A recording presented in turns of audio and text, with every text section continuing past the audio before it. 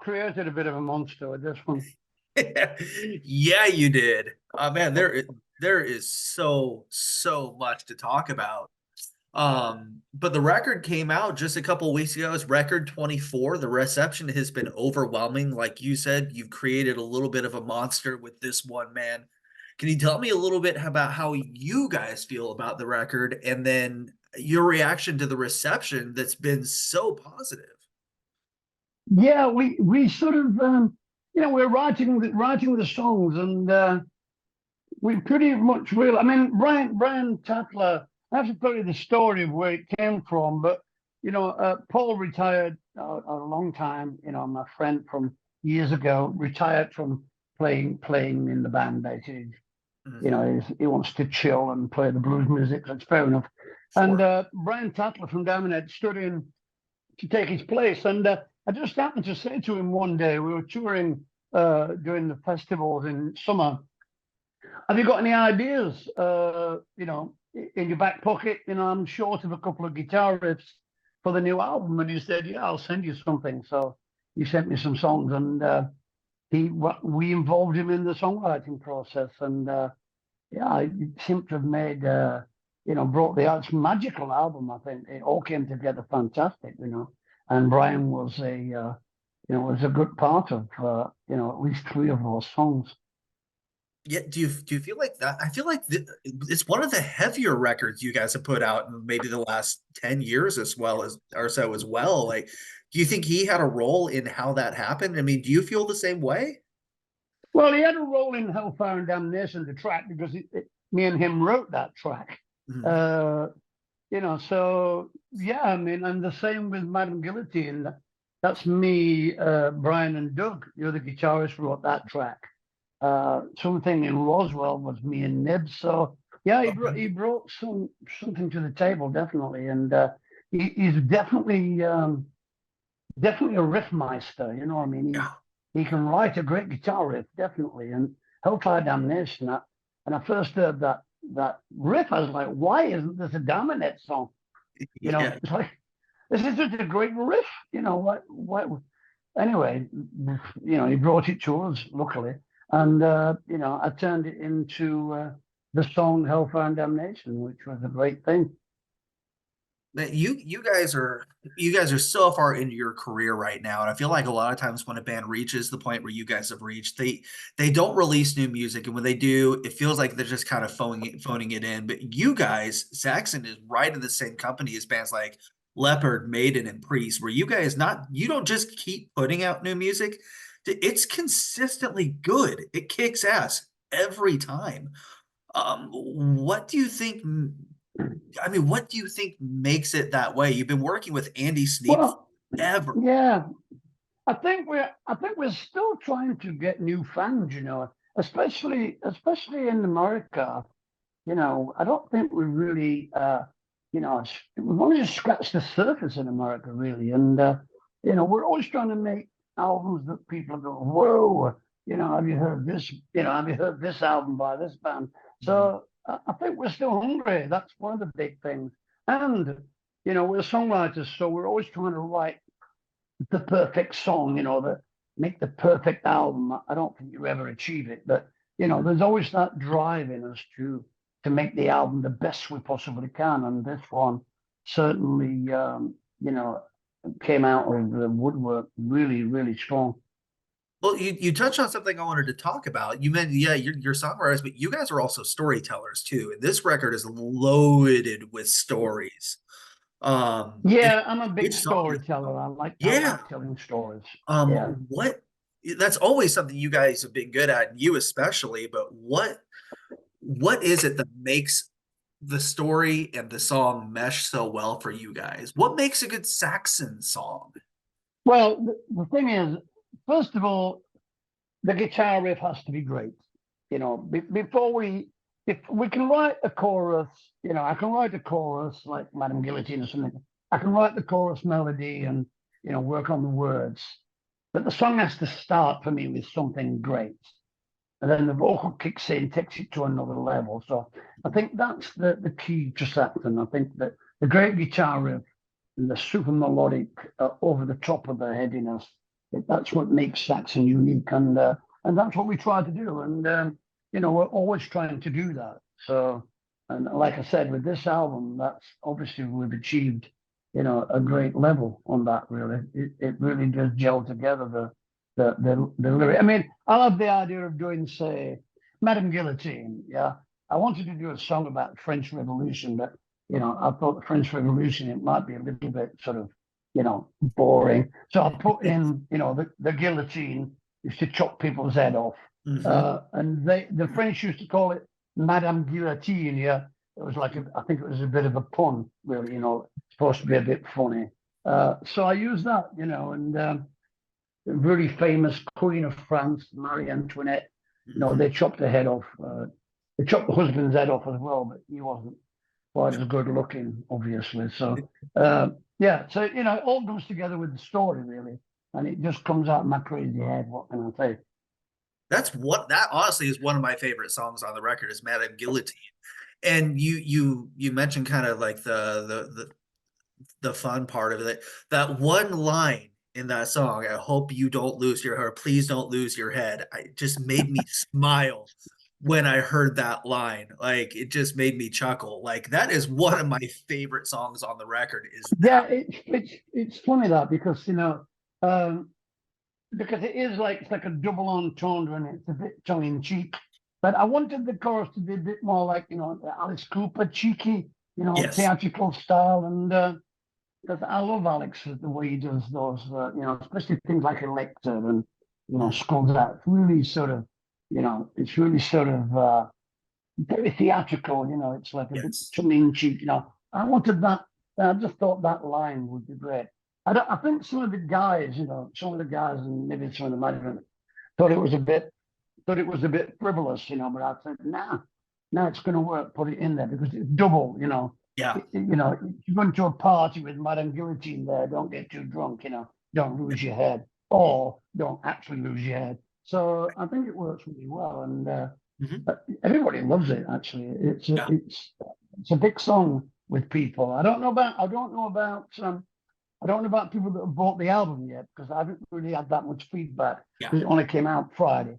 But from the Yes. critics and journalists and media, then Madame Guillotine's already a hit. Yeah. It's so good. You But what makes you want to keep going back to Andy Sneap? And you also produce most of the records, as there's very few records that you haven't had a hand on the producing. What makes you keep No, working I'm very with him? involved with the production Yeah. and picking of things. I mean, Yeah. I'll organize all the rehearsals and the writings and everything else, and with the manager. So I'm really involved with the actual production side of albums. What guitars we use and what this and what that. It's just all in the detail, really, when you're making albums. Everything else to run very smooth because you don't want to get anybody upset or stressed out. So Yeah. the whole album has to go really smooth. So people can really be inspired and perform on the album. That's an important thing, and not just play like just play a few licks or something. You have to be involved and excited about the album, and that's really production's job, I think. Yeah. What is about Andy that has worked so well for you guys? Because you guys have worked with him over the majority of the last few records for a while now. Yeah, I think we've been with Andy for about 10 years now. Yeah. Yeah, I mean, he's got great ears, Andy. So, he's able to, his big, his big love is 80s metal anyway, British metal. So he loves that era, which is why he plays guitar in Judas Priest. He just loves it. So, we can trust Andy to mix the album. We don't really have any problems with him. Right. We don't have to say, "Oh, can you turn this up? Can you?" Pretty much everything he does for us is great. I think even he thought this album sounded brilliant, though. I mean, he phoned me up and said, "I don't know what it is with this album, but this is a great mix. I've just done a great mix, and I don't really know how it Right. it got to sound so massive." I was like, I don't know, maybe you didn't spend as much time on this album, I don't know. maybe Right. maybe you mixed it quicker or something. There's always a magic element in these type of albums that nobody can put their finger on. just everybody working together and everything falling into place, you know what I mean? Yeah. All the jigsaw puzzles fitting perfectly.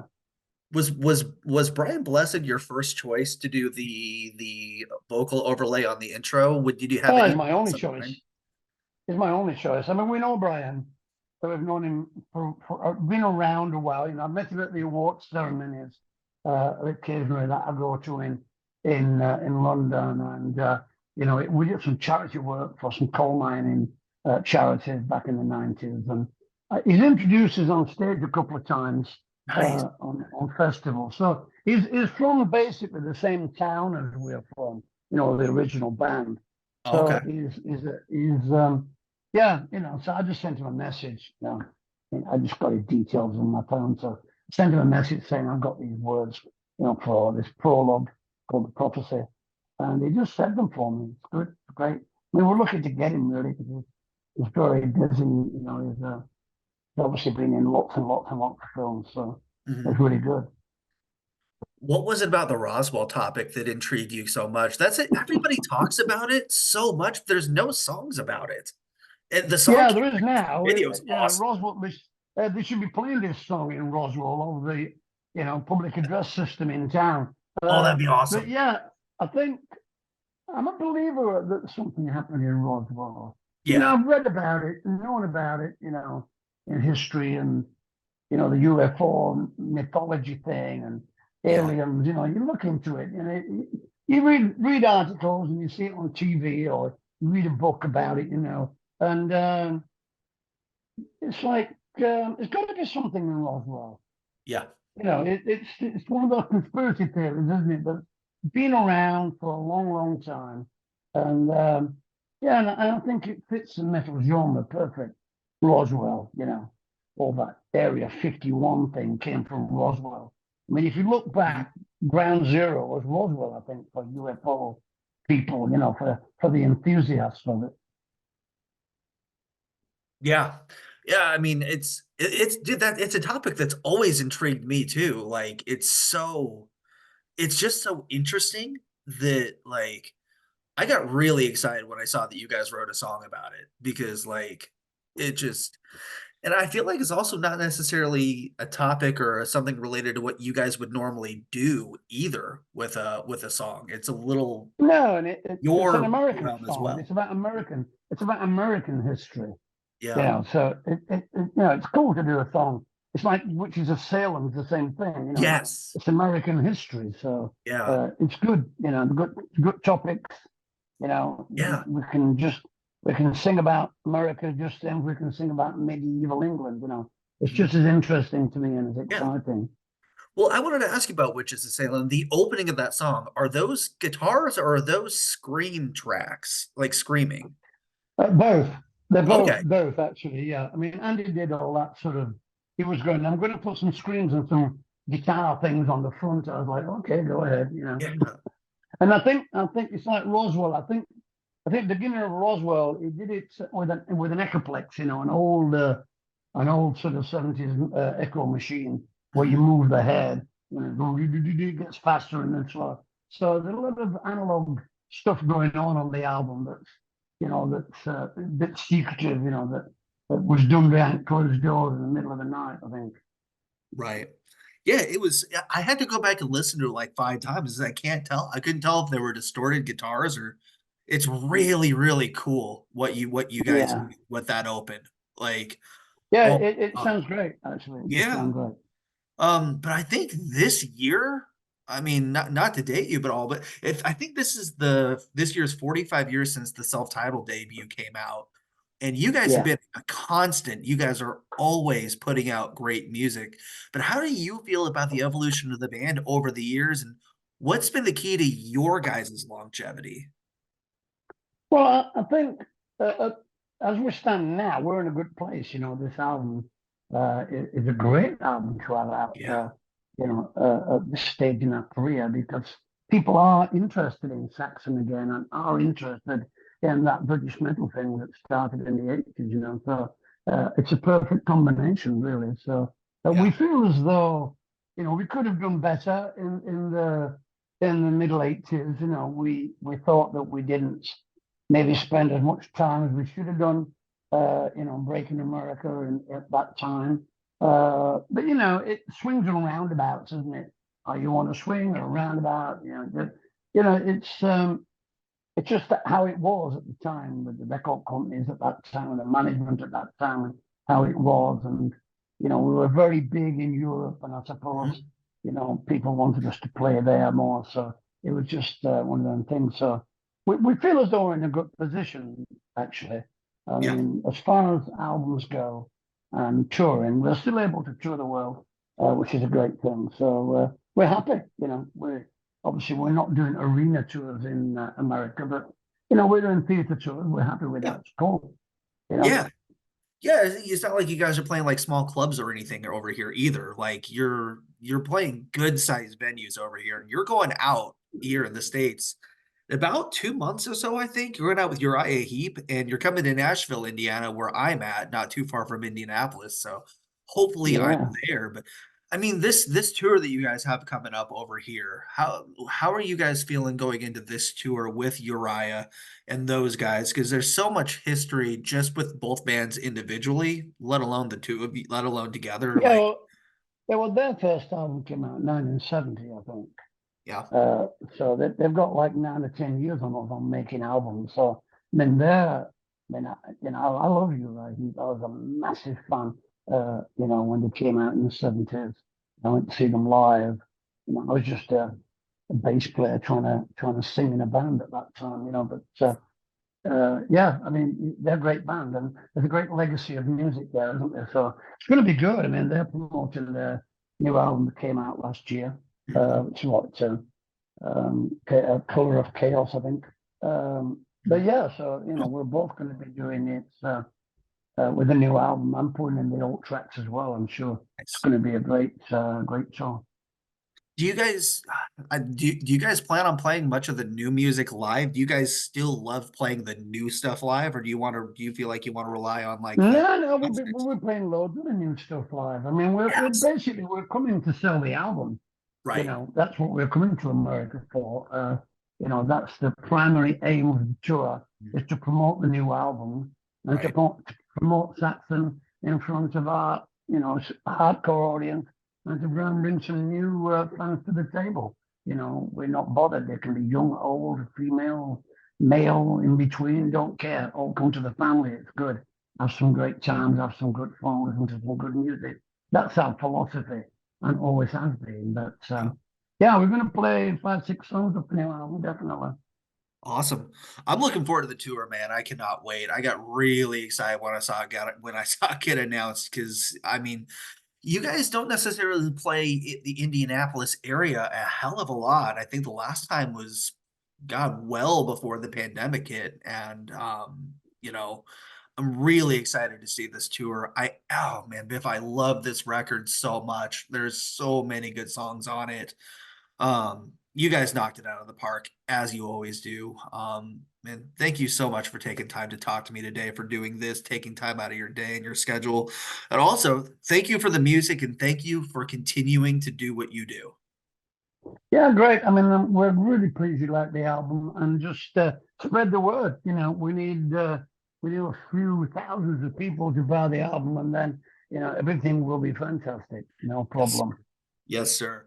Oh, I'm pushing this like crazy. So yeah, thank you so much for doing this today and for the music, for the tour, and for everything. So thank you so much. And I will Oh, see you in Nashville, Indiana. yeah, Nashville, Indiana. Roll on.